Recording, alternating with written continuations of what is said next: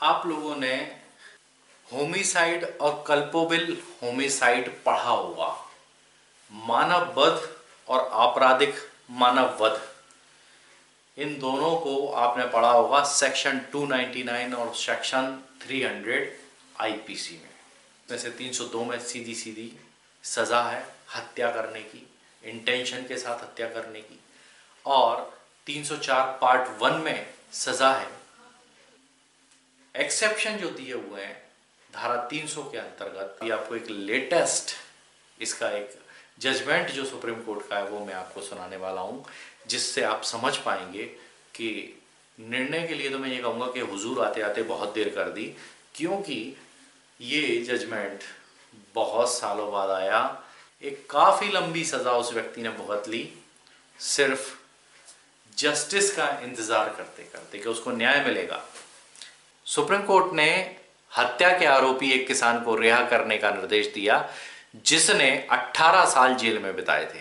Justice Hemant Gupta और justice S Ravindra Bhatt की पीठ ने कहा कि उसे भारतीय दंड संहिता की धारा 304 भाग 1 के तहत अपराध के लिए दोषी ठहराया जा सकता है, ना कि आईपीसी की धारा 302 के तहत।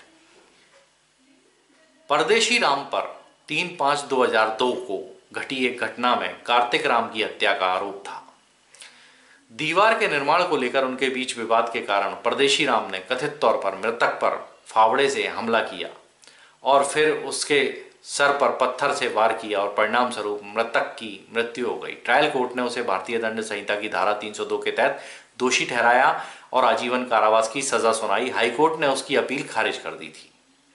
अब आप देखिए कि एक व्यक्ति को सुप्रीम कोर्ट से न्याय मिलने में करीब करीब 18 साल का सफ़र तय करना पड़ा, यानी कुछ साल उसके हाई कोर्ट में बर्बाद हुए होंगे और कुछ समय उसको ट्रायल कोर्ट में भी फेस करने में लगा होगा, और 18 साल का एक समय, 18 साल की अवधि बहुत बड़ी अवधि होती है दोस्तों। अपील में यह तर्क दिया गया था कि अचानक झगड़ा होने से जुनून में बिना किसी पूर्व रणनीति के अपराध किया गया था और इस प्रकार से धारा 300 आईपीसी के अपवाद 4 के भीतर आता है। यह भी प्रस्तुत किया गया था कि आरोपी और मृतक परिवार के सदस्य हैं और ये विवाद दीवार को बढ़ाने के सवाल पर हुआ। इसमें दलील दी गई थी, अपीलकर्ता का आरोप है कि मृतक को फावड़े से मारा गया था जो एक सामान्य कृषि उपकरण है और बाद में मृतक को मारने के लिए एक पत्थर उठाया गया था। इस तरह की चोट जोश के कारण लगी। यह 304 आईपीसी पार्ट 1 के तहत गैर इरादतन हत्या के अपराध की श्रेणी में आएगा। इन पहलुओं को ध्यान में रखते हुए बेंच ने कहा, अभियुक्त एक कृषक है और फावड़ा कृषि उपकरण का एक हिस्सा है जो कृषकों के पास होता है। आरोपी ने पहले फावड़े से प्रहार किया मृतक पर, उसके बाद उसने एक पत्थर उठाया था जो सड़क पर पड़ा हुआ था। आरोपी और मृतक एक ही परिवार के थे। उकसावे के कारण बिना किसी पूर्वाभास के अचानक हुआ था ये सब।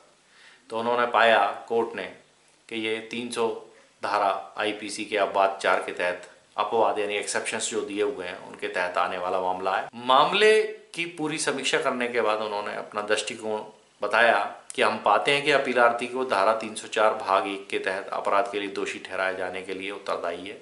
जो 18 साल की उसने सजा पहले से भुगत ली थी उसी पर उसको अंडरगॉन की अवधि पर छोड़ दिया। इसको अंडरगॉन कहते हैं, ध्यान रखना ये वर्ड।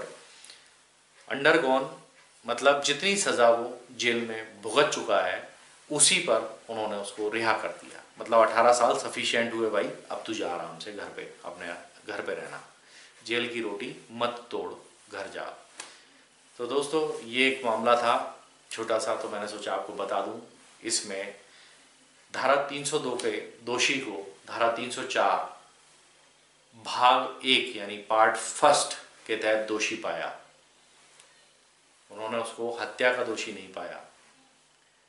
तो 300 तो मानते तो उसको उसमें सजा होती, आजीवन कारावास है उसके अंदर, लाइफ इम्प्रिजनमेंट यानी जब तक आदमी मर ना जाए तब तक वो बाहर नहीं निकलेगा। फिल्मों में दिखाते हैं ना कि हत्या के आरोपी को 14 साल की सजा हो गई, मतलब उम्र कैद का मतलब 14 साल, ऐसा नहीं है। उम्र कैद का मतलब टिल डेथ। चलिए, अगर आपको इससे कुछ नॉलेज मिली हो तो थोड़ी सी बधाई मुझे भी दे दीजिएगा, लाइक मार दीजिएगा। और मेरा हौसला बढ़ाने के लिए आप सभी का बहुत बहुत तहे दिल से शुक्रिया अदा करता हूँ।